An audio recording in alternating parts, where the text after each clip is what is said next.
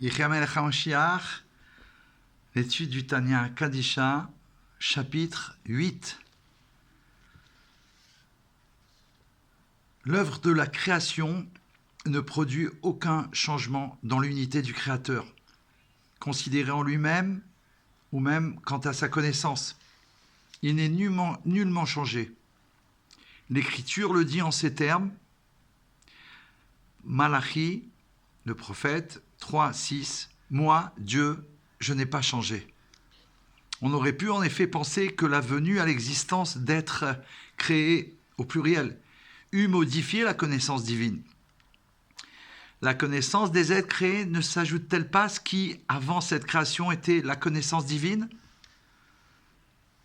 Et dans le chapitre précédent, c'est inscrit en faux contre une telle idée.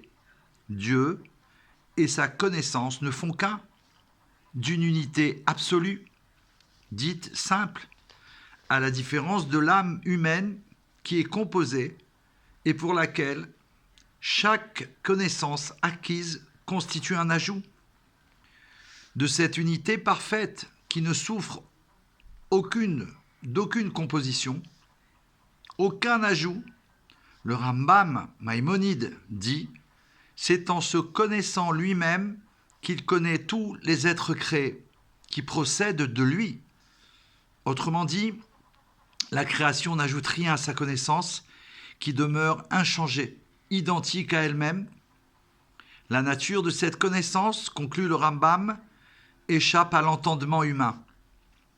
Dans ce chapitre, le numéro 8, que nous allons ensemble aborder, Rabbi Shneur Zalman va montrer que la proposition du Rambam, il est le connaissant, le connu et la connaissance, tout ne fait qu'un, s'applique de la même façon aux autres attributs et aux autres noms divins, tout comme à la sagesse et à la volonté divine.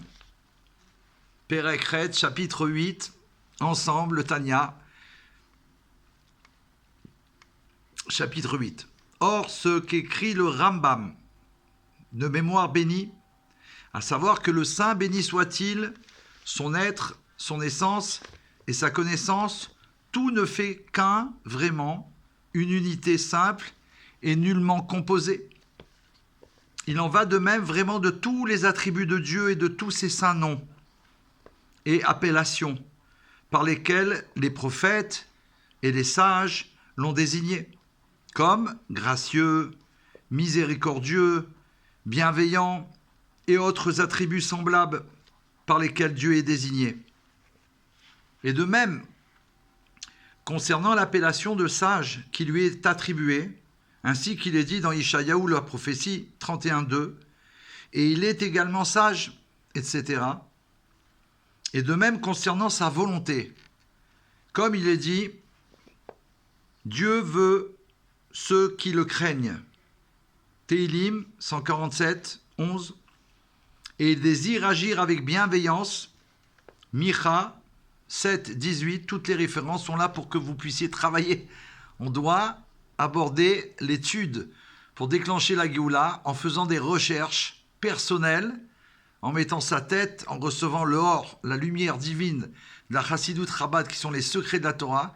Et à travers ces références, vous avez le temps, Baruch Hashem, puisque, comme c'est enregistré, vous pouvez aller récupérer, arrêter, mettre en pause, sortir un livre, sortir la référence, et comme ça, Baruch Hashem, c'est ça, faire plaisir à Hashem, faire sa volonté véritablement, apprendre à le connaître.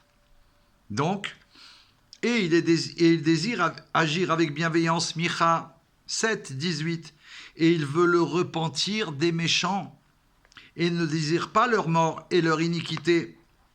Ça s'est rapporté dans la Neila de Yom Kippour, le moment le plus élevé de la prière de Yom Kippour, qui est à la fin de Yom Kippour, le tampon divin. Et il a les yeux trop purs pour voir le mal, comme c'est rapporté dans Habakkuk 1.13 et dans la prophétie d'Ishayahu 33.15. Dieu veut et ne veut pas. Ainsi, ces versets décrivent-ils la volonté divine. Il ressort de ce qui vient d'être dit que sont attribués à Dieu des attributs émotionnels, sagesse et volonté. Néanmoins, sa volonté, sa sagesse, ses attributs de bonté et de compassion et ses autres attributs n'ajoutent aucune pluralité et aucune composition à Dieu ne plaise dans son être et son essence. Plutôt, son essence, son être, sa volonté, sa sagesse, sa compréhension et sa connaissance, ses attributs de bonté et de sévérité, son attribut de compassion et d'harmonie, Tiferet, lequel inclut sa bonté et sa sévérité, et de même ses autres saints attributs, tout cela constitue une unité absolument parfaite et simple qui est son essence et son être. Et comme le Rambam l'a écrit, ça il faut le graver, graver à l'intérieur de nous d'une façon, une vraie gravure, vous savez que ça traverse d'un côté à l'autre pour l'intégrer en nous éternellement.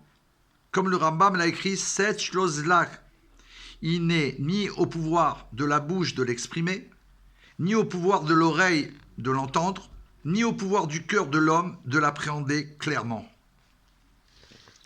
Car l'homme se représente dans son intellect tous les concepts qu'il souhaite appréhender et comprendre tels qu'ils existent en lui. Par exemple, s'il veut se représenter dans son intellect ce qu'est la volonté ou ce qu'est la sagesse, la chokhma, la compréhension, bina, ou la connaissance, da'at, ou ce qu'est l'attribut de bonté, de compassion ou d'autres attributs similaires, il envisage toutes ces choses telles qu'elles sont en lui, comme il le fait lorsqu'il envisage la notion d'intellect et de sentiment en général. L'être humain tente pareillement de penser les attributs intellectuels et émotionnels du divin à travers le prisme de ses propres facultés, ce qu'on a appris. Mais en vérité, le Saint béni soit-il, est haut et exalté, et saint est son nom. L'idée de sainteté évoquant celle de séparation. Kadosh, kadosh, kadosh, ça ne veut pas dire simplement sainteté, oui, sainteté, dans le sens de séparer, séparer. Ce qui veut dire qu'il est saint et séparé par des myriades de degrés de séparation ad infinitum, bien au-delà de la mesure, du genre et de l'espèce de toutes les louanges et qualités que les êtres créés pourraient saisir et envisager dans leur esprit. La désignation de Dieu comme le Saint béni soit-il traduit la transcendance divine radicalement étrangère à toute conception humaine. Car la première qualité et le premier degré chez les êtres créés est la sagesse, la chokhma. Et c'est pourquoi elle est appelée le commencement. Le Targum Yonatan traduit le mot Bereshit, Bereshit, le commencement, du Bereshit, du verset dans la Torah, le premier verset. Bereshit, bara Elokim et hashamayim v'haaretz, au commencement, Dieu créa, dans le sens de Bechokhmata, dans le sens de avec sagesse. Ainsi, le mot Réchit, commencement, ne signifie pas uniquement le degré premier, mais également le plus élevé, qui est à la source de tous les autres. Le chapeau de la Géoula. Car Chokhma, la sagesse, est vraiment le commencement et la source de toute la vitalité chez les êtres créés. Puisque de Chokhma, de la sagesse, dérivent les facultés intellectuelles de Bina et de Da'at, de la compréhension et de la connaissance, et d'elles dérivent toutes les émotions de l'âme rationnelle, comme l'amour, la bonté, la compassion et autres émotions semblables, lesquelles se rapportent tout à l'intellect. Comme on peut le voir, sensiblement, un petit enfant qui n'a pas de maturité intellectuelle est constamment en colère et impétueux, et de même son amour porte sur des choses triviales qu'il ne sait pas d'aimer, parce qu'il n'a pas de maturité intellectuelle pour aimer des choses appréciables. car l'amour est fonction de la maturité intellectuelle. Les émotions s'orientent vers des objets plus significatifs au fur et à mesure que l'intellect devient mature. Cette corrélation montre que les émotions tiennent précisément de l'intellect. Et des émotions de l'âme dérivent les mots et lettres de la pensée. Car l'âme pense à quelque chose qu'elle aime ou à comment accomplir l'action qui relève de la bonté et de la compassion. Et il en va de même pour les autres émotions, dans lesquelles s'originent pareillement les lettres et les mots qui forment la pensée de l'homme. Dans toute pensée dans le monde se trouve revêtue une certaine émotion qui amène à penser cette pensée. Et cette émotion est la vitalité de la dite pensée. Et des lettres de la pensée dérivent des lettres de la parole, et elles, les lettres de la pensée, sont leur vitalité vraiment. Et la parole amène à l'acte de tzedaka et de bonté, comme par exemple un roi qui donne l'ordre à ses serviteurs de donner la tzedaka. La parole apparaît ici comme l'intermédiaire qui permet la réalisation de la pensée. Et même lorsque l'homme fait par lui-même quelque chose, aucune parole effective n'intervient ici entre la pensée et l'action. L'action apparaît comme immédiatement générée par la pensée qui lui donne vie. Le Tanya enseigne cependant que le passage de la pensée à l'action implique là aussi un degré intermédiaire qui s'apparente à la parole. La force, vitalité de l'âme qui se revête de cette action est comme rien vraiment par rapport à la force, vitalité de l'âme qui se revête de la parole de l'homme, comme le rapport et la comparaison du corps avec l'âme. De même que le corps et l'âme n'ont aucune commune mesure, aucune comparaison ne peut être établie non plus entre la force vitale de l'âme qui habite la parole et celle qui est engagée dans l'action. La force vitale de l'âme qui parvient à l'action est donc d'ores et déjà réduite à un état bien inférieur à celle qui habite la parole.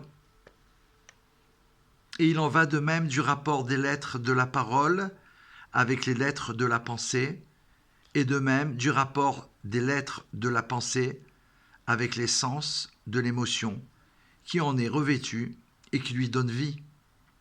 Comme dit plus haut, toute pensée est suscitée et habitée par une certaine émotion. La pensée et l'émotion dans laquelle cette pensée s'origine sont donc de même sans aucune commune mesure. Et de même du rapport de l'essence et de la vitalité de l'émotion avec les Chokhma, Bina et Da'at, lesquels constituent ensemble l'intellect dont cette émotion est dérivée.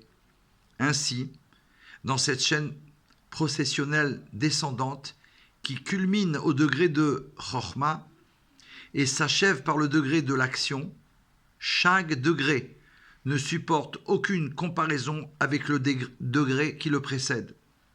L'émotion ne peut pas être comparée à l'intellect, la pensée à l'émotion, la parole à la pensée et l'action à la parole. Il va de soi qu'aucun parallèle ne peut être fait entre le degré de l'action concrète et Chokhma, la sagesse. Tout cela concerne l'âme de l'homme et l'âme de tous les êtres créés dans tous les mondes supérieurs et inférieurs, pour lesquels, tous, Chokhma constitue le commencement et la source de la vitalité. En revanche, va-t-il être expliqué de Dieu, il est dit qu'il transcende de la même façon le degré de Chokhma et celui de l'action physique. Les deux sont strictement similaires devant lui. C'était le chapitre 8 du Tanya, qu'avec l'aide de Dieu, comme l'a demandé le roi Mashiach, de publier et de transmettre les sources de la Chassidoute au Baal Shem Tov, et c'est ce que fait le rabbi dans notre génération, lui-même désigné comme roi Mashiach. Alors, immédiatement, le Mashiach sera là. Bonne étude à tous, à très bientôt pour la suite. chapitre 9. Yechiameler,